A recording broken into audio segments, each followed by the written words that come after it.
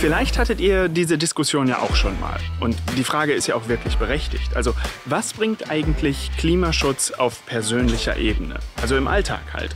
Ich meine, mit Industrie, Gewerbe, Landwirtschaft und so weiter, fällt unser Alltag da eigentlich noch groß ins Gewicht? Ich treffe mich heute mit Michelle von der Helmholtz Klimainitiative und wir wollen gemeinsam mal schauen, welchen Einfluss wir persönlich so im Alltag auf das Klima haben.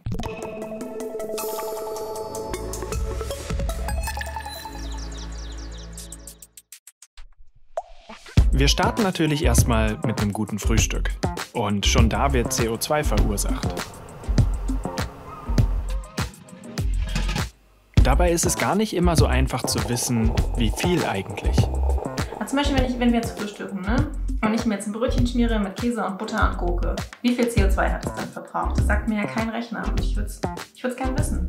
Es gibt nämlich Online-Rechner wie diesen vom Umweltbundesamt, die aber nur grobe Kategorien betrachten und sich auf ein ganzes Jahr beziehen. Meinst du, wir kriegen die ganzen einzelnen Dinge, oder Lebensmittel, wie auch immer, haben wir da überall Zahlen für? Ja, das ist das Problem. Es ist ein bisschen schwierig, weil da gibt es überall unterschiedliche Quellen und Methoden und vor allen Dingen ist manchmal der Transport und die Produktion schon mit drin und manchmal eben nicht bei den Angaben. Und das ist halt schwer. Also versuchen wir heute einfach mal den Tag so durchzugehen und alles, ich sag mal, festzuhalten und aufzuaddieren, was du so machst, um dann mal zu gucken, wie viel an so einem typischen durchschnittlichen Tag bei dir zusammenkommt. Genau, so habe ich mir das gedacht. Beim Frühstück waren es schon mal ein gutes Kilogramm CO2, wobei Käse den größten Anteil ausmacht. Als nächstes geht's zur Arbeit. 10 Kilometer sind das. Da hat Michelle die Wahl zwischen dem Auto mit 1500 Gramm CO2, der Straßenbahn mit 580 Gramm oder dem Fahrrad mit 0. Und da fällt die Entscheidung natürlich nicht schwer.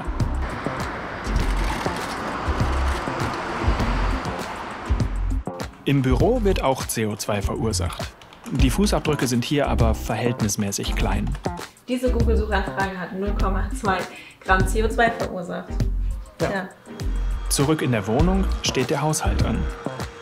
Das Staubsaugen verursacht CO2 und genauso auch das Wäschewaschen. Je höher die Temperatur, desto höher der CO2-Ausstoß.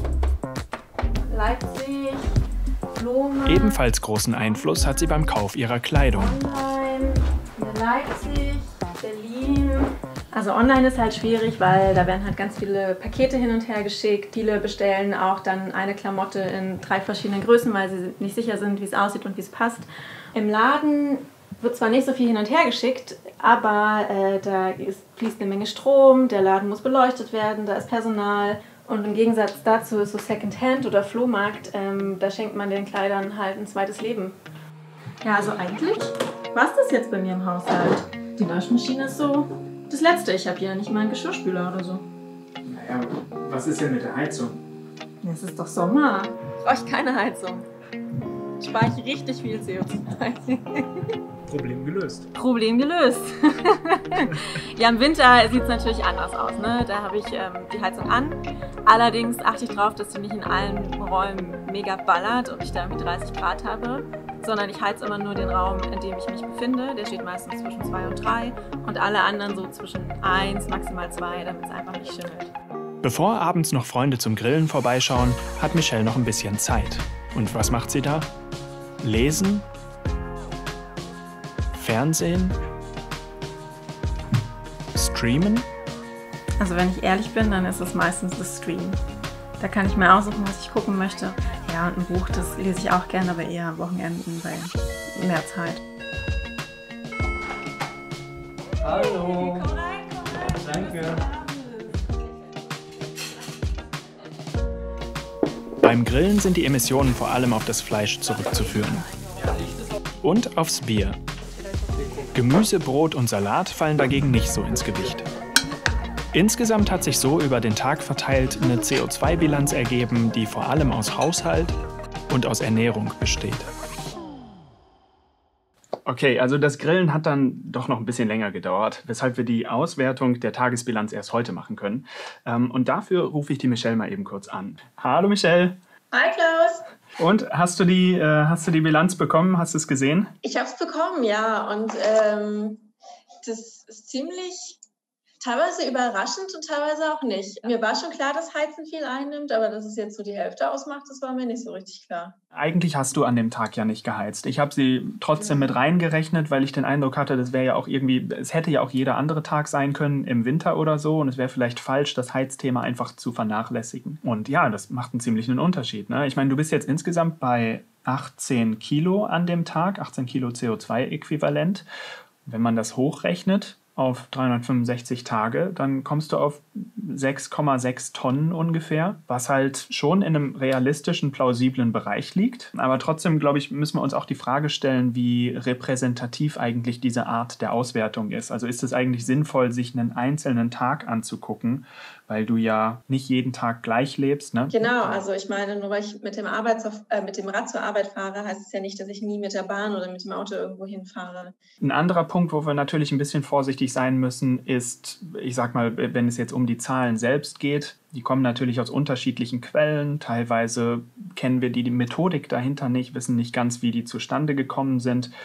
Ich glaube, man kann sich gut daran orientieren, aber ich würde die einzelnen Zahlen nicht unbedingt auf die Nachkommastelle wortwörtlich nehmen. So. Ja, nee, das sollten wir auch nicht tun, gerade weil ja die Datenlage so ein bisschen schwierig war. Und ich habe es ja auch bei der Recherche gemerkt. Es gab da ganz unterschiedliche Zahlen, ganz unterschiedliche Erhebungsmethoden. Nichtsdestotrotz, glaube ich, sind die Verhältnisse, relativ gut dargestellt. Was denn genau im Haushalt zieht denn jetzt so viel CO2?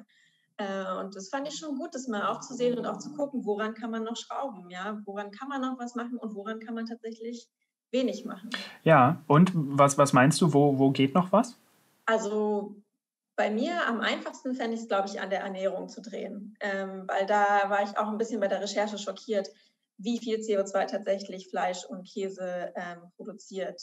Vor allen Dingen Käse, also ich dachte, okay, ich esse halt wenig Fleisch, dann tue ich was Gutes, aber Käse hat ja und Butter, also sämtliche Milchprodukte sind ja auch echt voll die CO2-Schleudern.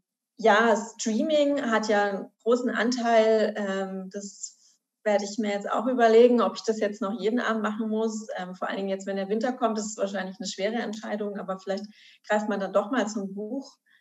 Und beim Heizen zählt tatsächlich jedes einzelne Grad. Ne? Wo die Grenzen liegen, jetzt zum Beispiel, ich kann mir nicht aussuchen, welche Art der Heizung ich habe. Also es ist Erdgas bei mir in der Wohnung, im Haus verbaut, daran kann ich nichts ändern.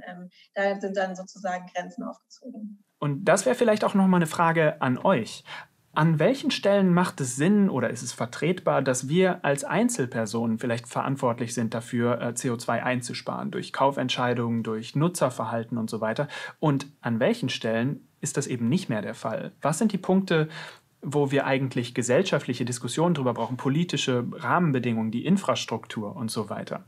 Da würde mich eure Meinung sehr interessieren. Schreibt das gerne mit in die Kommentare. Ich diskutiere auf jeden Fall mit. Ich glaube, ihr macht das auch, nehme ich an, ne? Ja. Von daher freuen wir uns sehr auf die Diskussion. Wir sehen uns in den Kommentaren und ansonsten einfach beim nächsten Video. Macht's gut. Bis dahin. Falls ihr übrigens euren eigenen Fußabdruck mal ganz grob ermitteln wollt, verlinken wir euch einfach mal ein paar Online-Rechner unten in der Videobeschreibung.